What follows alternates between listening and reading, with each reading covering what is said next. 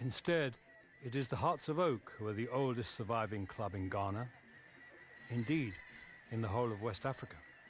The British founded the Gold Coast Football Association in 1922, but tournaments were restricted to Cape Coast, Kumasi, and here in the new capital, Accra, where Hearts dominated the City Championship Cup.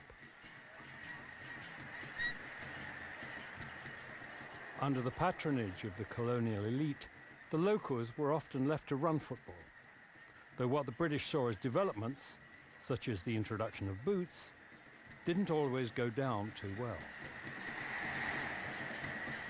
When we started playing football, we were not using boots, we were playing barefooted. And when we started using football boots, you know what? We play in the boots the first half. Second half, we felt uncomfortable. We threw the boots away.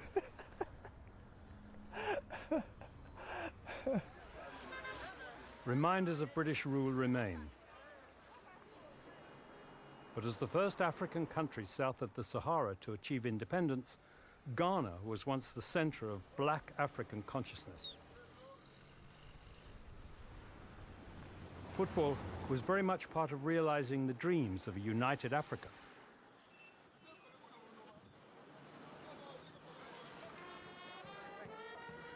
As one of Africa's most historic clubs, Hearts of Oak, or the Phobia, as the team are known, played an important role in defining the culture that makes football in Ghana so distinctive.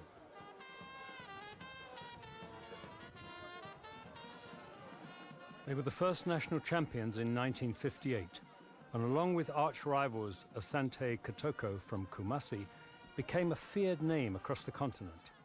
Their training facilities, an uneven patch of dusty communal land they have used for over 40 years, may not match those of their European or South American rivals.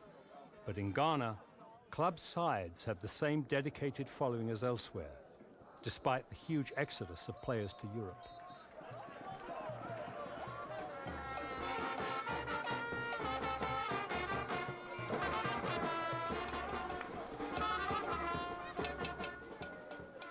In the early 1960s, they were faced with an exodus of an entirely different nature.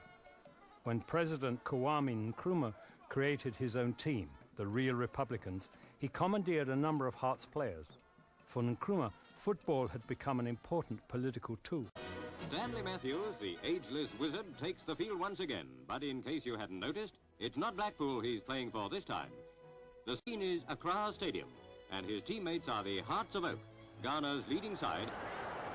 Over the bar, but never mind, in a few minutes Stanley's back again, as slippery as ever. A teammate grabs the pass, the goalie runs out, but he dodges him and the goal's wide open. All the spectators are cheering for Stanley, the uncrowned king of soccer. Uncrowned? The Hearts of Oak soon put that right.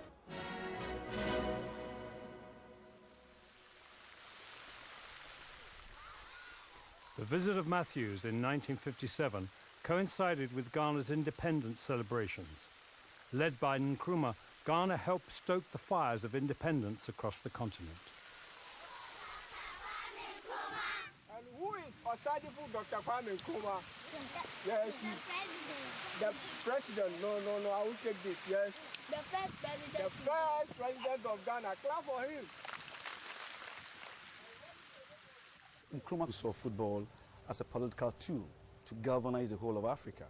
And he thought if he could use football to get the African people together, it could help him spread his policy of United States of Africa. On such a diverse continent, football was a transcending factor. You are watching the scene which may well be historic. The date, December 1958. The place, Accra, Ghana. The occasion, the rallying of people from a whole continent to discuss what may become a new USA, a United States of Africa. Football was a means of expressing unity against the colonial powers and against internal divisions such as tribalism. Nkrumah was leading Africa towards a brave new world, and football was at the heart of his plans.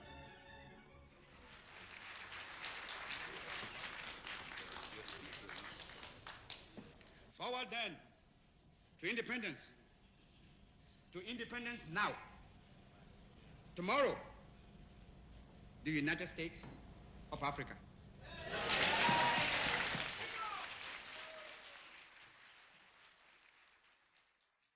Before 1961, the Black Stars, as the Ghanaian national team are known, had been coached by Europeans.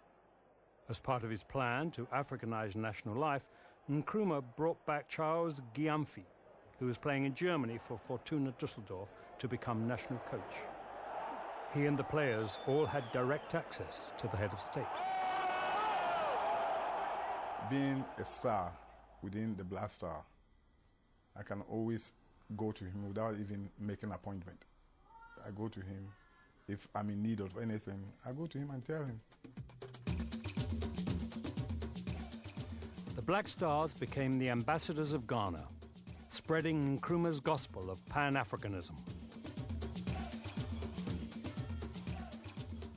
I remember in 1965, during the Kenya's Independence Day, we were asked to go to Kenya and exhibit the Ghana brand of football in those days. On Sunday, when we met them, we beat them 13 goals to nil, a Kenyan national team. And Jomo Kenyatta was there.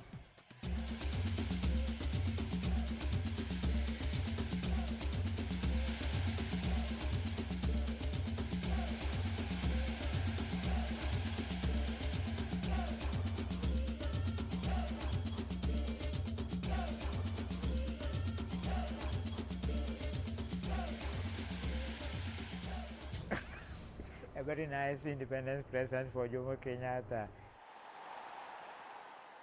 At this time, the progress of the Black Stars reflected Ghana's economic and political dominance of the continent. When Ghana hosted the African Cup of Nations in 1963, the Black Stars were a shining example to the rest of Africa. Gyamfi, the only black African coach in the competition, Aggrey Finn, the first of 4 Black Star captains to lift the Nations Cup.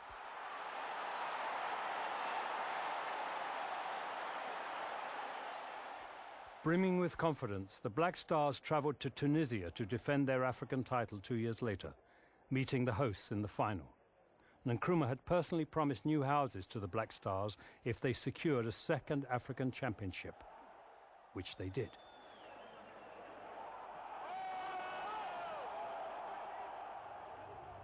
In 1965, I was a footballer of the year. I was given a television, and a special song by the police was played for me. All the ministers of state were standing up, and I was the only person who was sitting there. In fact, I wept tears of joy.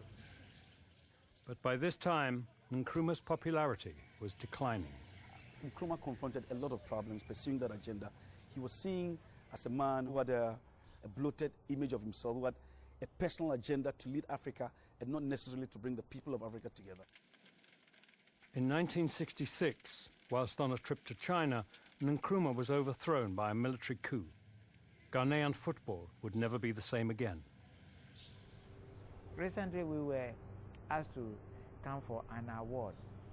We were given a tea kettle. A tea kettle. In 1965, it had been Nkrumah who had launched the African Champions Cup when his Real Republicans attempted to become the first African club champions. They failed, but the trophy bore his name. 35 years on, Hearts of Oak finally had the chance to add their name to the roll call of winners.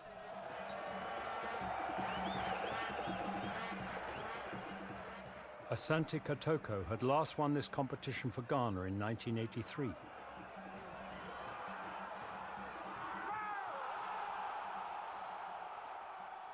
An historic day for Hearts of Oak. A very rare day of celebration for Ghanaian club football.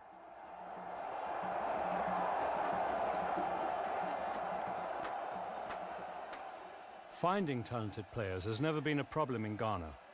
Qualifying for the World Cup has been, despite 2 World Championship titles at under-17 level. Ghana's ambition today is not the African Cup, because we've had it 4 times. The people are fed up. But not that is not important.